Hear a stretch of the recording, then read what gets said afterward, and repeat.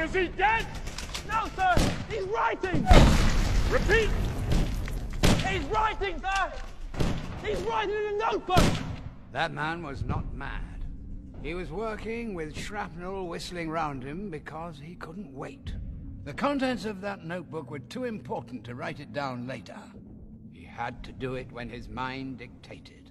He couldn't put it off a single second. What was so important that he would risk his life for it? What was he writing that stopped him from standing up and running like any other man would have done?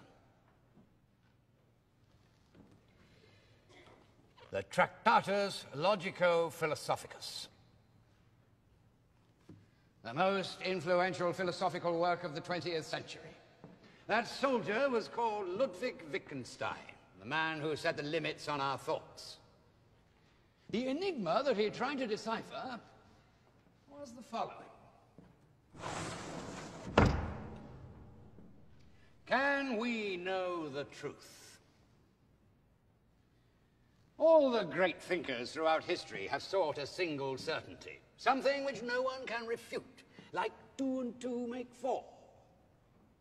In order to find that truth, Wittgenstein used, in fact, mathematical logic. What better means of obtaining a certainty than an immutable language free from the passions of man? He advanced slowly, using equation after equation with impeccable method, until he reached a terrifying conclusion. There is no such truth outside of mathematics.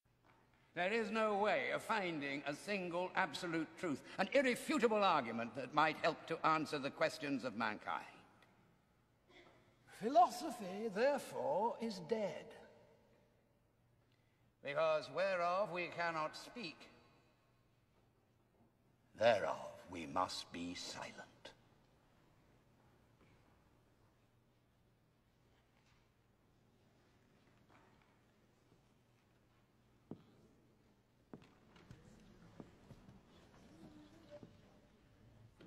Oh, it seems that someone does wish to speak.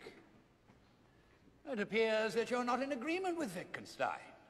That means either you have found a contradiction in the arguments of the Tractatus, or you have an absolute truth to share with us all. I believe in the number pi. Sorry, I didn't understand you.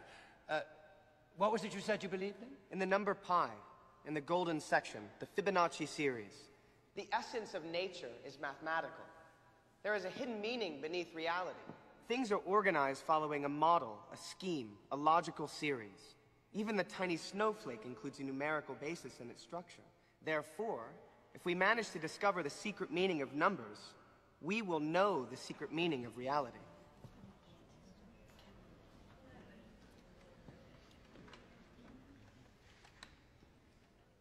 Impressive.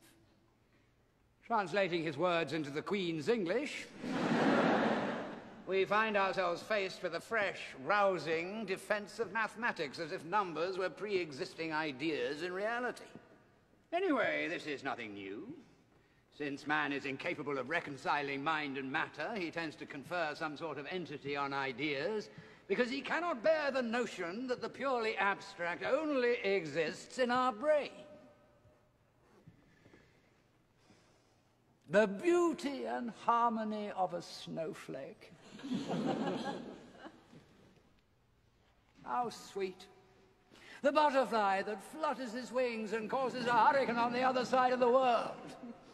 We've been hearing about that damn butterfly for decades, but who has been able to predict a single hurricane?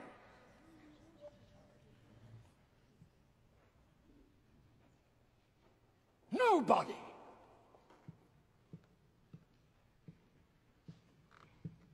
Tell me something.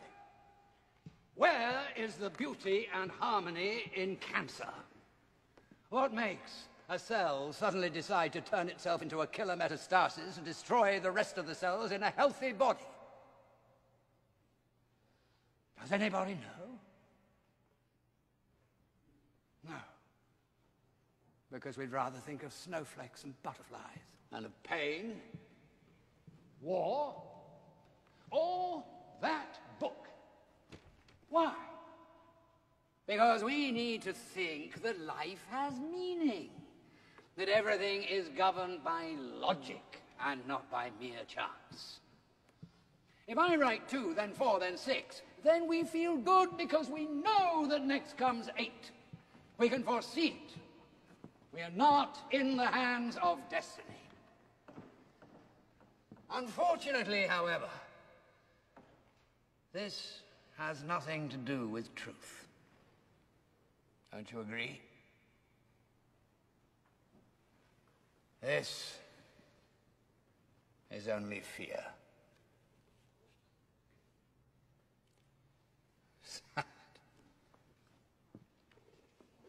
There you go.